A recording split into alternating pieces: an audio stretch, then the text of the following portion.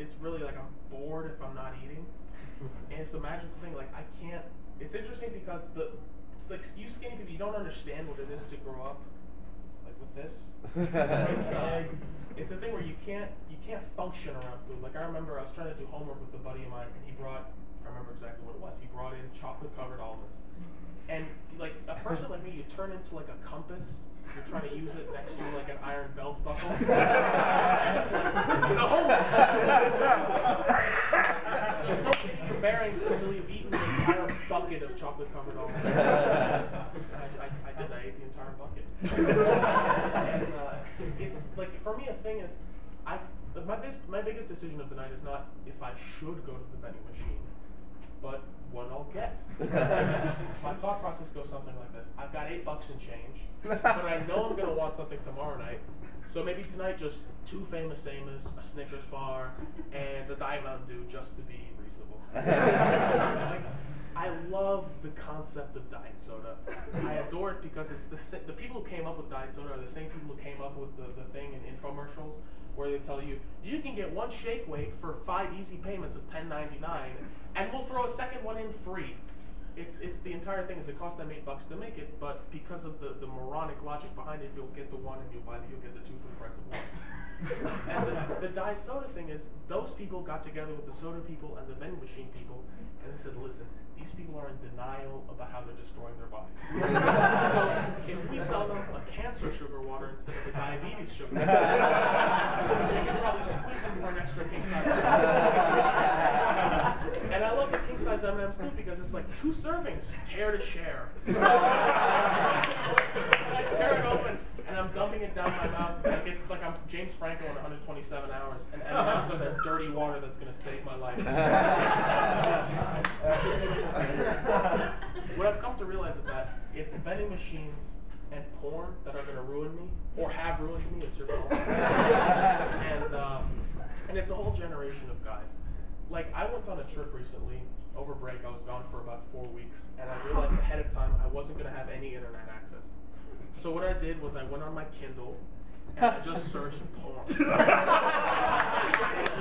After going through like 27 pages of doctoral dissertations on how porn is linked to a lowered libido, and depression, and a lower sperm count, I found what I would call the diamond in the rough. I found a book, or should I say novel, that was on sale for 99 cents called Dirty Little Christmas. In parentheses, sexy suspense. Before you get excited, it's not like a porn Christmas parody. Which, by the way, the best porn Christmas parody, and I own the rights to this, it's How the Grinch Stole My Virginity. But this was not that. It was just some crappy smut book. I don't remember the story because that's not what I was looking for. But I like to reimagine it in my own eyes. What I like to imagine it as is Santa Claus is taking this Christmas off. He sent Mrs. Claus to go deliver the presents, and at the annual Christmas party, maybe Santa's little helpers have decided to give the man who gives everything something in return. Because after decades of only Christmas and milk, it's gotten difficult. What with Mrs. Claus always busy with a reindeer trainer and always tired coming home at night, and that's my fantasy of what that book should have been. But it wasn't that, so I was disappointed. Well, not so disappointed, it did the job. But it's amazing what porn has done to our generation, because the internet came online really when we all turned about 12, which was when a lot of other things came online. And so I've become really well versed in what I like to call virgin dude speak, which is the super degrading way that guys talk about women when they're not around. And I want to share a couple of those things with you. It's not so offensive. It's really funny. It's not offensive, but it's funny. One of them was, and by the way, I didn't come up with these. These are things I overheard, mostly in high school, a couple at Carleton, and I just don't judge me for them. So I think one of them was, I plow her like an Amish farmer taking care of his family. I hit it like a gorilla on a drum set. I bounce her like a NASCAR off of the wall. And the last one was I'd be on her like the last chopper out of Saigon. The best one, and I mean this, I heard this a week ago. I should have posted this on Overheard at Carlton, but I didn't want to offend any of you guys. So I heard a guy, he's staring at a girl, very obviously, completely oblivious to what he's doing. And then he turns around and looks at his friend and gives him the knowing bro nod, which if you don't know what that is, it's when your eyes are half closed and you cock up your neck. And he goes, dude, like a screen door in a hurricane.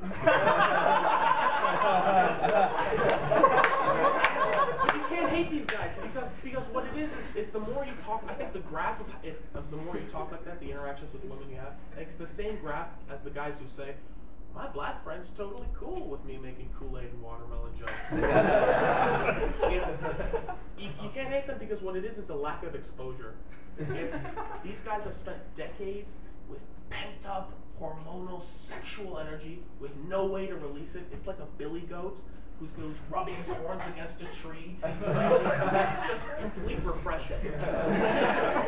And it's sad because this demographic is something that Hollywood's like it exists. Hollywood learned to key into this. And I thought about this as I was contemplating what I was going to do for Valentine's Day, alone obviously. and the new Die Hard came out on Valentine's Day, if you guys didn't know. And that's entirely sold to those guys. Well, these guys think they're the most masculine thing there is out there, but they're alone, so we need something to sell them. And it's amazing because I was watching the trailer and it's garbage. Like, Bruce Willis is geriatric, for God's sake. He's running around shooting guys and jumping through glass ceilings, and like he's crouched down and he's teaching his son how to kick ass. And you look at the guy and you say, at some point he's got to stop for like a nap, or a snack, or a Nola bar or something, a shot of cortisone for the arthritis. I don't know how it's believable at all. But it's beautiful also because you look at the relationship with the son and you know that this well-crafted movie, maybe he's going to show up and his son's not going to know anything. He's green behind the ears, and then maybe his son looks at his dad like an old timer. But in the end, they both learn something from each other as they kick Russian commie ass. It's going to be beautiful. And I think that it looks so bad. The fade out for the trailer really should have been something to do before you go home alone to your erotica and M&M's. All right. Thank you. That's all I got for you.